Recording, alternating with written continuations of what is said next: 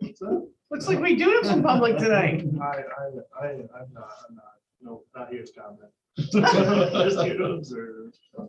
Well, welcome to the Finance Committee meeting. Yeah, this is the fun one. I believe it. It's where the money happens. So I'd entertain a motion to approve the minutes of January 10th, 2022. So Motion. moved and seconded. All in favor? I, Opposed? Motion carried. Go on to the items of business. First is the budget. Anybody have any feedback from the departments? Yes, with mine, their union hasn't reached out to me yet as to any negotiations. When does the contract expire? June 30th. Okay. So, but we want to plan ahead for the budget, so, because they're due for pay raise, I guess. I'm just assuming that we would probably just keep it $1 each year for a pay raise. They're currently at 17, so then it'd be 18 and then 19. So I guess that's not too bad. Other than I know Culver's and DeWitt is advertising that they're starting their employees at $18 an hour, Yeah. which is a little high on the spectrum, but anyway, so I didn't know if you wanted me to check with other surrounding agencies of what their part-time officers get paid, or we just Yeah, And let's stick to that. let's just wait until the union contacts you and, go from there. yeah, as long as you got it in the back of your mind about, what the going rate is. Mhm. So when they come in with their proposal, it'll be apples to apples. Right, so, and I do know that, some of the other agencies, like, of course, DeWitt Township, DeWitt City. Yeah. Some of the other ones pay more, but they have a little more tax base than we have, so to keep everything in the perspective, So how many officers do you have? 6. 6. But, most of them aren't here to do it for the pay. They still want to do it, and still Right. want to be involved in police work, so. That's one benefit. Yeah, and you're the only full-timer, right? Correct. All right, well, I don't see anybody else that's made any budget proposals. We'll just remind them to, budgets are coming up. Okay, any news on the ARPA funds? I don't remember if I told you last time, but they have made the decision that if you're not getting $10 million, that you can claim it under loss of revenue, which opens up to how you can Anything. use it. It really opens that up. So Good. like, I know I've been watching webinars and whatever. And one of the things that somebody said on one of them was that a lot of people are kind of waiting to make a plan because some of these state grants or federal grants that are coming out now, they're using ARPA dollars, but you can use your ARPA dollars to make those dollars go farther.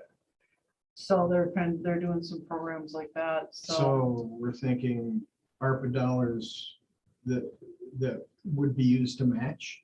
Right, like, so maybe they come along with some sort of a road program and then you can use your ARPA dollars to match it, or maybe they have an ARPA grant, but you can stretch those dollars out by using some of yours. But I think that probably in the near future, we need to have some kind of committee to talk about how we're gonna spend those. And whether it's the finance committee, I just feel like, Dan might want something, Dave might want something, do we want to put it in Parks and Rec? So I feel like there's just a lot of uses for it and we need to think about how we want to go about that. And it's what, 134? I think so, 134, 138, something along those lines. So, And it's a one-time deal. correct. Okay. So I think that we need to figure out what impact we want to make with those. Some of the people, like one of the grants right now is you can collaboratively work with other people to put, it's an ARPA funded grant, but you could work with say, Shiawassee County, the economic development folks and the DDA and the city put together money and they could do like a pot of money that then they would have grantees come to them and ask, for it for certain uses. So, increasing the housing, helping people with housing situations, businesses, and all kinds, there's just things out there.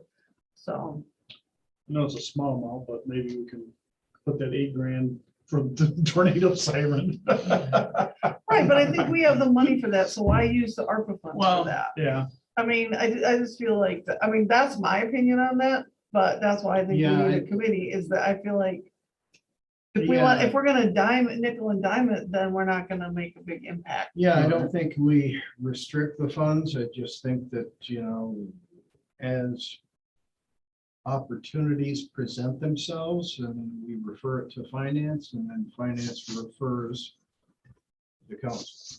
I think that if you wait for an opportunity to present itself, you're not gonna do a good job of looking at the big picture. Like, what do we already have? No, I'm not saying like a new mower. I'm saying. Right, but you see, I'm I'm saying, look if at our, if a grant pops up and we Right. need $50,000 to match, well, not general fund ARPA. but we do have we have lots of things in our plans, so maybe somebody wants to look at the plans that we have. And say, pick something out of the DDA plan, the Park and Rec plan, or, our capital improvement plan, or something that we didn't think we'd ever do because it's too much money. Right.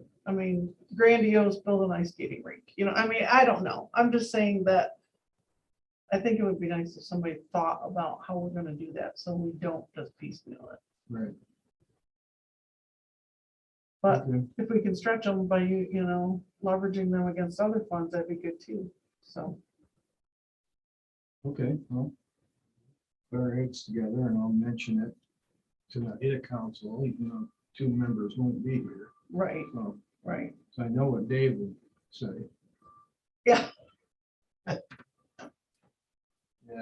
let's go to Hey, as long as we got funds for that, we're good. vote. And Well, apparently the and- core samples came back not so bad. Yeah, but last month, ARPA was still restricted. Apparently this month, it's not, so. Right, and it just keeps it seems like it keeps loosening up a little bit, and so Yeah. the fact that now we don't have to say, certain, I think we could actually just put it in general fund now, you know what I mean? It's like, Right. what you can use it for is pretty much endless now, where it was really restrictive in the Yeah. beginning. And so now I'm feeling a little more comfortable about, we could spend it on pretty much anything. Okay, well, that's good news. So, Take our time and spend it wisely. And then the Park and Rec plan update. we have been through all of the 5 public hearings that we had in January, and really, the only feedback we've had is, from the people that live near the river. Yeah, so saw the letter. Yep, we've had a few of those, and then we had somebody with a couple of comments about Woodbury Road needing a sidewalk and maybe some sort of information about, formatting of the plan or whatever, something we did in there that didn't look right or whatever. But otherwise, I really don't think we've had any major feedback that was against anything we were doing. The people at the river, I feel like the last meeting, the DDA meeting, if you watch that, I quoted you in there a couple of things. People were like, well, if it just turns out to be a, nice quiet little pocket park on the river that's well maintained and policed, then, that'd be okay. So, they're not really angry and upset, but they were worried about. Yeah, worst case scenario. Yeah, and apparently they've called the Eagle or DQ or whatever you want to call it, and Mhm. I talked to them again today, and still there's, they do not see any reason with those testing results that we cannot build what we want to build there. But Yeah, knowing that we're not gonna just disturb the soil much, we're just gonna right, dump some limestone. I mean, I don't even know what we're gonna do, but it's not like, I mean, and none of it is invasive, and they said that the soil borings or whatever, that they didn't really have any like test samples that came back. There was like, not like petroleum or like nothing major out there, and all of what the contamination is not really contaminated. It's, there's junk under the ground. Like, you know, like there's metal or there's, you know, objects under, but if we're not digging, and yeah, we tell people they can't dig out there, Right. then I mean, I don't think that there's any reason we can't do that. It's pretty much what I'm getting from them, so. Okay. And then DPW committee, if you remember, David, it's blessing and passed it on to council at our meeting last Monday. So, And it's on the agenda tonight, right? Yep. Number 3.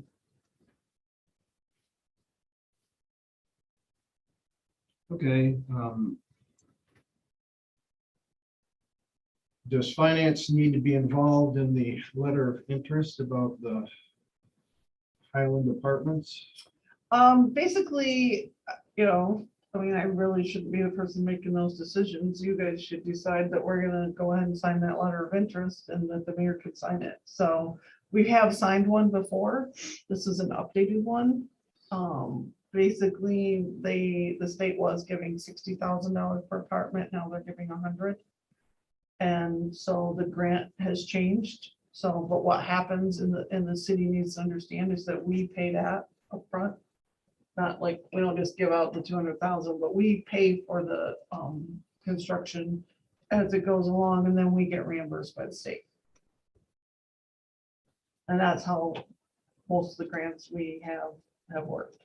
And Where But would so- where would this be located? It's the old Cinders building. They're putting 2 apartments in there. upstairs. Yes. So I've been working on this, I think about 2 years now. And I think we might finally be there. So, but now they just raised that amount, and so that kind of helped a little bit, and I think it's, you know, I mean, it's just basically, we need to check that box. The city, you know, needs to, if they want to continue with this project, we have to sign that letter. And then hopefully within the next 3 or 4 months, we'll get under grant agreement and get this thing built. Yeah, is it affordable housing Um, restricted or? I think that it has, like, one of them has to be low to mod. So, at least for the first tenant, but it's not necessarily like affordable housing, you know, it's not subsidized. But we definitely need the apartments. And parking in back, right? The parking would probably be Roosevelt On the Road. side, is there parking on the side there when, or Yeah, there's kind of like behind space. it? Yeah, there's probably, I don't really know where they're gonna park cars, but Roosevelt Road would be available. They can't park on the curb streets overnight, but as we get more apartments downtown, we may have to consider how we work that. But Okay. if we want people living downtown, they've gotta park their car somewhere. And we don't, I mean, Roosevelt Road is, yes, a curb street, but it's also a parking lot in the sense. So maybe we can say one side or the other or something. Okay, anything for others? Just wondered if you had anything else on the city council agenda tonight that you had questions about or you wanted to discuss. Most of it is, I mean, I don't know.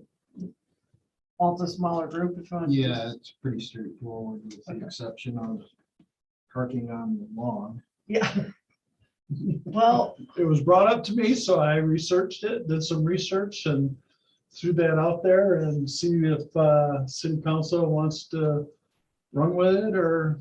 I mean, if you guys want to look at a fine example of it, the house that just burned, that semi truck is parking back there. Yeah. And we just paved that road, so as they pull on and off into the yard, they're breaking up the new pavement. So that's, it's not the intent of our ordinance to allow people to just park in their yards. And then sometimes those cars are blocking vision, like if they're on a corner and they're parking in their yard and it's problematic and more than we get complaints and Well, so the action necessary tonight is to review. yeah, I think Dan's just checking into it and kind of wants to get it Yeah. on your radar and see. Radar and see what, As I was gonna say, if we don't have a full council here. Yeah, if there's any that one is- appetite for looking into it any further, or if you guys are just like, no, we're fine with people parking on the yard, then, and part of that too is where it says, that if there's no curb, they still have 8 feet to park from the edge of the road. Right. If there's no curb, so would that take care of all the problem even at 219 West Grand River? May not, we may have to tweak it and say, no commercial vehicles parked on the lawn or something like that. Yeah. Because that's what we're winding up right now down there is basically a big commercial vehicle parked in his yard. Mhm. For now. Do we know what they're gonna do with that place? Well, eventually here, the insurance company's gonna have to tear it down. Yeah. we've had nothing yet from them. No, and I'm still working on the fire report, so Not sure of the cause. no, undetermined. Okay. By the time we got there, it was already out the windows and heading into the roof. Yep. I grabbed the popcorn, sat on my front porch. Just watched it Waiting go for up. all our friends to show up and. It was a hot one. Must have been. You had 3 or 4 different fire departments. Oh, we had there. like 6. Really? Yeah. I saw the smoke from my house and I was just like, don't be doing that. Yeah. Went down to look to see where the smoke was coming from.